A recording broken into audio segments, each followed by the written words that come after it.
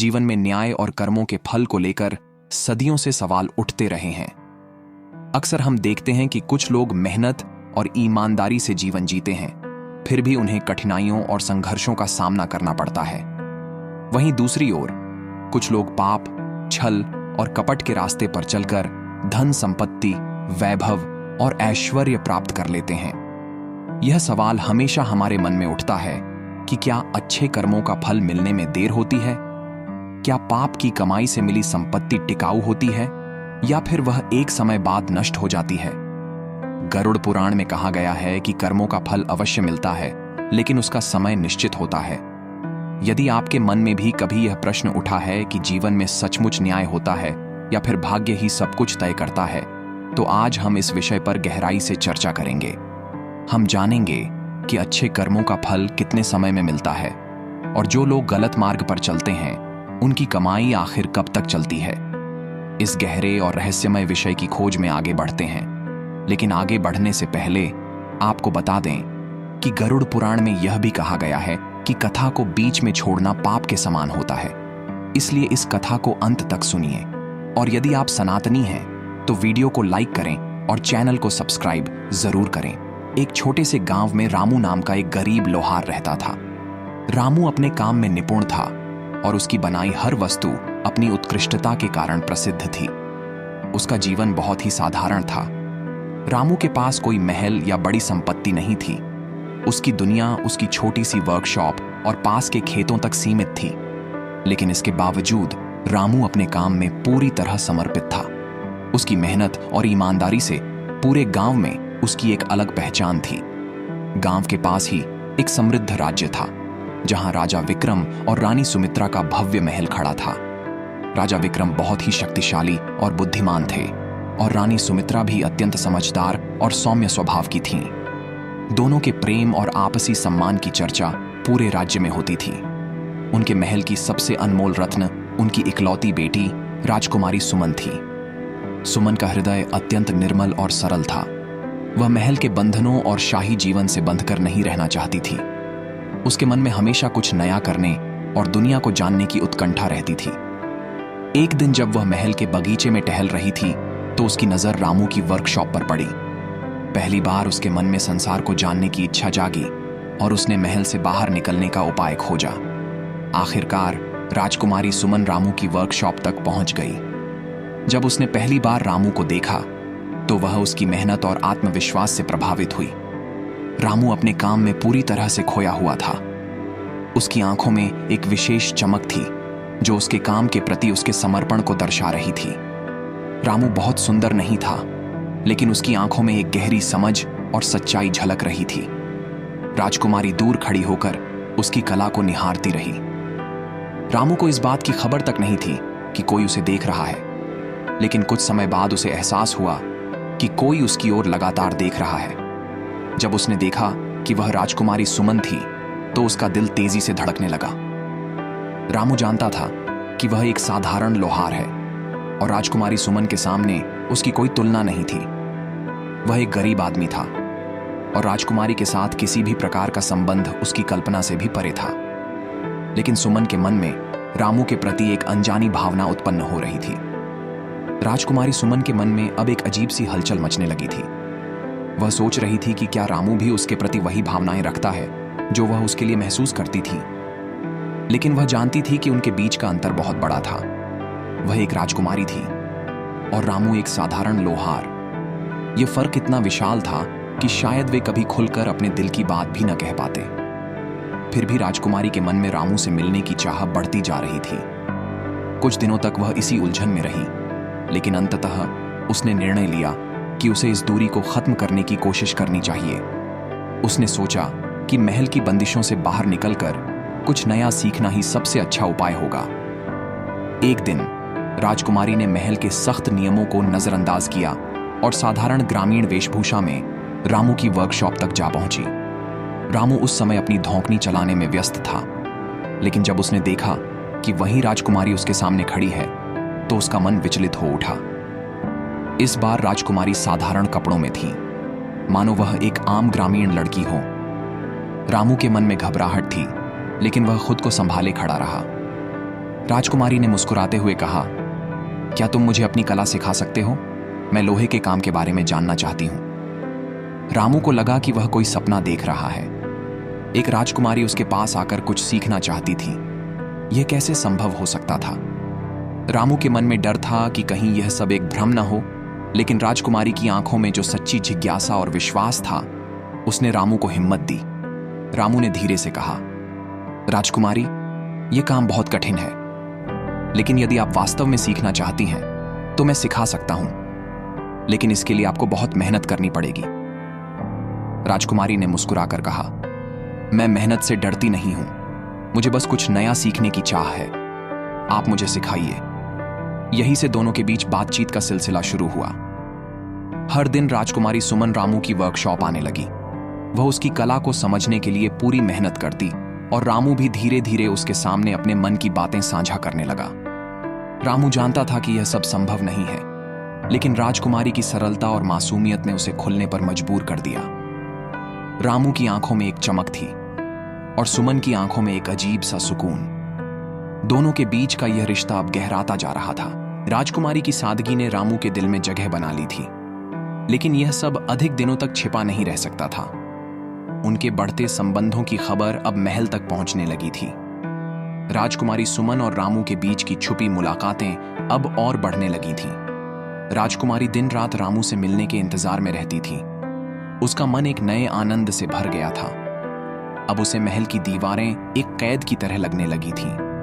दूसरी ओर रामू भी अब अपने हृदय की भावनाओं को समझने लगा था, लेकिन वह जानता था कि उनके बीच का फर्क बहुत बड़ा था। वह एक साधारण लोहार था और राजकुमारी सुमन एक राजघराने की बेटी। यह सोचकर रामू का मन बार बार विचलित हो जाता था। राजकुमारी सुमन एक समृद्ध राज्य की राजकुमारी थी, जिसकी सुंदरता और सरलता पूरे राज्य में प्रसिद्ध थी। दूसरी ओर रामू एक साधारण गांव का विनम्र लोहार था, जो अपनी ईमानदारी और कड़ी मेहनत के लिए जाना जाता था। उनके बीच की सामाजिक दूरी इतनी अधिक थी कि इस रिश्ते की कोई संभावना नहीं थी, लेकिन नियति के खेल भी अनोखे होते हैं। सुमन की सरलता, उसकी सच्ची भावना और उसके कोमल शब्दों ने रामू के मन को झकझोर दिया था।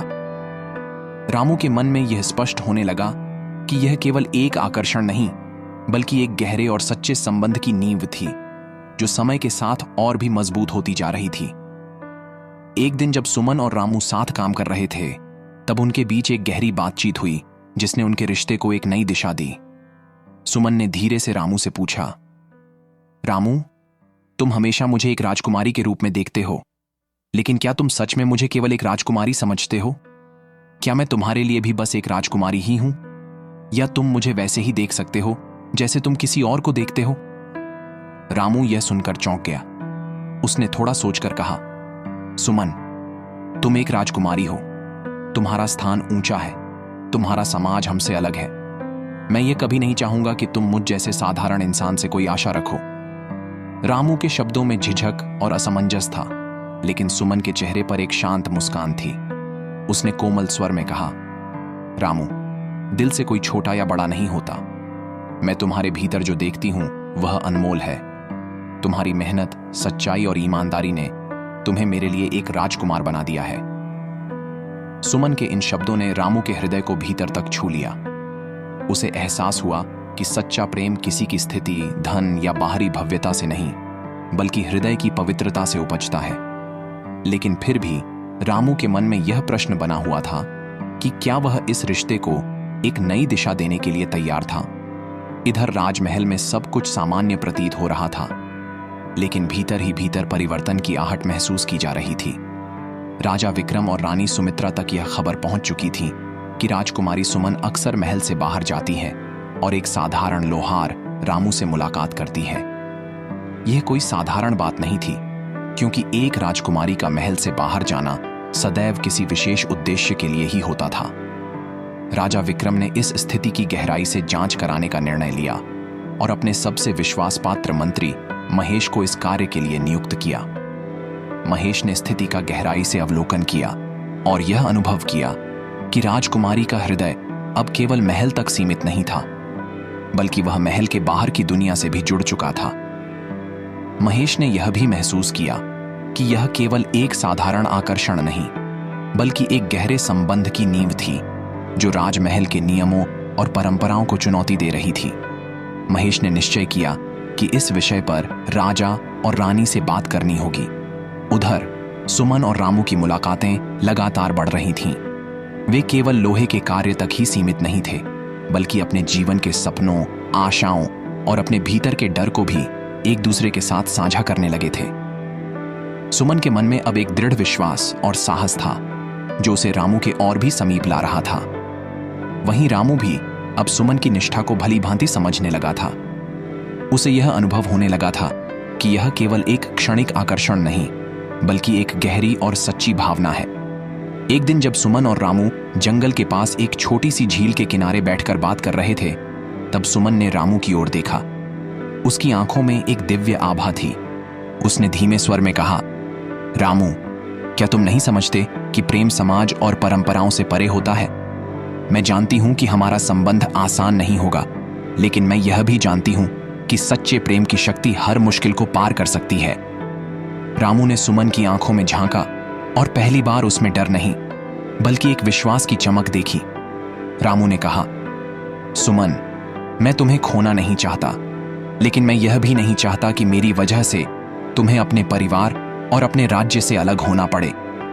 सुमन ने मुस्कुराकर कहा, प्रेम त्याग मांगता है, लेकिन यह हमें कमजोर नहीं बल्कि और भी मजबूत बनाता है।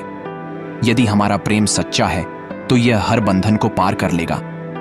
रामू के हृदय में एक नई शक्ति जाग उठी। उसे अब यह एहसास हो गया था कि सुमन का प्रेम केवल शब्दों तक सीमित नहीं था, बल्कि यह एक सजीव भावना थी जो हर कठिनाई को पार करने के लिए तैयार थी। तभी महल से संदेश आया कि राजा विक्रम ने सुमन को दरबार में बुलाया है।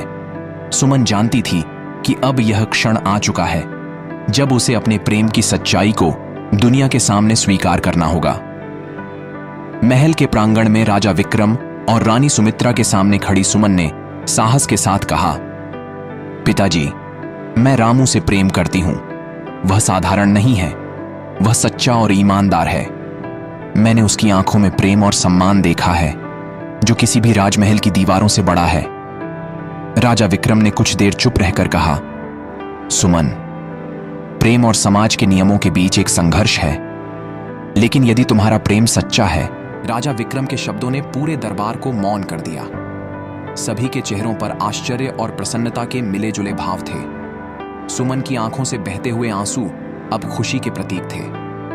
रामू ने झुककर राजा विक्रम के प्रति सम्मान प्रकट किया और कहा, महाराज, मैं आपके निर्णय के लिए कृतज्ञ हूं। मैं सुमन से प्रेम करता हूं, लेकिन मैं यह भी जानता हूं कि प्रेम केवल पाने का नाम नहीं है, बल्कि त्याग और समर्पण का नाम है।